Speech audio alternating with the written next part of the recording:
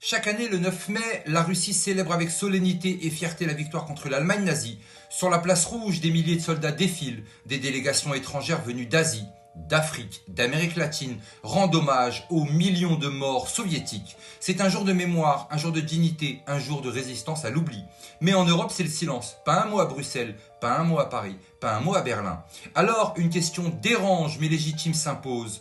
Pourquoi l'Union européenne refuse-t-elle de commémorer la victoire sur le nazisme? Et une autre, les nazis sont-ils vraiment morts? L'histoire officielle raconte une chose, mais les faits, eux, résistent à l'oubli.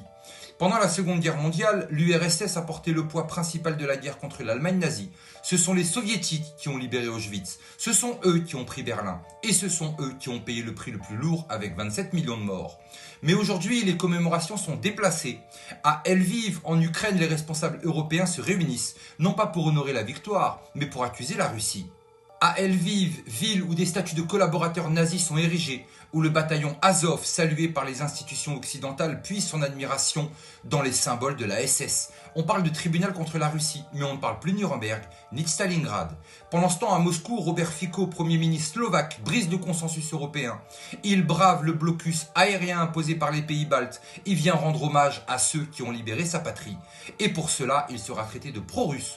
Il sera accusé d'être un traître. Mais dans un monde où la mémoire est une arme, ceux qui refusent l'amnésie sont souvent les cibles. Aujourd'hui, l'Occident ne se contente plus d'oublier l'histoire. Il la réécrit. Il la retourne contre ceux qui l'ont écrite avec leur sang. Leurs anciens alliés d'hier sont devenus les ennemis d'aujourd'hui. La Russie, hier libératrice, est aujourd'hui désignée comme agresseur. Et ceux qui collaborent avec le Troisième Reich sont aujourd'hui présentés comme les héros d'une résistance imaginaire. L'Europe, celle de Bruxelles, est en train de franchir un point de non-retour, mais une autre Europe se lève, celle de Robert Fico, celle de Vučić, président serbe, celle qui refuse d'être otage de l'OTAN, de Davos et des marchands de guerre. Elle rappelle que la paix ne se construit pas sur l'amnésie, elle se construit sur la vérité, sur le courage et sur la mémoire des peuples. Joseph Mengele, Adolf Eichmann, Martin Bormann, tous ces criminels de guerre nazis ont trouvé refuge en Argentine. Les documents récents déclassifiés par Javier Milei, président argentin, le prouvent. Ils ont été protégés, exfiltrés, intégrés. Certains, comme Mengele, ont vécu sous une fausse identité pendant des années. D'autres ont bénéficié du silence complice de certains gouvernements. Et pendant ce temps, la Russie d'aujourd'hui, héritière de l'URSS, est accusée de menacer la démocratie. Mais alors, qui protège vraiment les valeurs humaines? Qui se souvient de ce qu'il a fallu sacrifier pour écraser le nazisme? Et surtout, qui veut nous faire oublier? La cassure est là, visible, historique. D'un côté, une Russie ancrée dans le souvenir de la souffrance et du courage. De l'autre, une Europe qui préfère effacer les traces de sa propre libération. Et pendant que les caméras occidentales se tournent vers les soldats ukrainiens brandissant des insignes douteux, sur la place rouge, la Chine, le Vietnam, l'Égypte, l'Afrique, l'Amérique du Sud honorent, eux, ceux qui ont vaincu le nazisme. Alors non, les nazis ne sont pas morts. Ils ont changé de visage. Ils ont changé de méthode, mais ils vivent encore dans les esprits de ceux qui manipulent l'histoire, de ceux qui appellent à la guerre et de ceux qui refusent de dire merci à ceux qui les ont sauvés.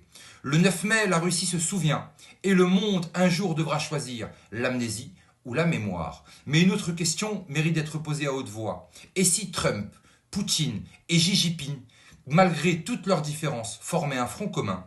Un front contre quoi au juste? Contre le terrorisme, contre le chaos mondial ou contre un projet plus ancien, plus sournois, plus dissimulé? Un projet qui a déjà plongé le monde dans 2 guerres mondiales. Un projet qui utilise les États, les révolutions de couleur, les mouvements extrémistes comme des pions sur un échiquier. Un projet qui hier finançait les nazis et aujourd'hui arme l'Ukraine en refusant de regarder ses propres dérives idéologiques. Ce projet, c'est celui du mondialisme technocratique, celui qui ne connaît ni peuple, ni frontières, ni tradition, celui qui remplace les racines par des identités numériques, la souveraineté par la dette, la vérité par la propagande.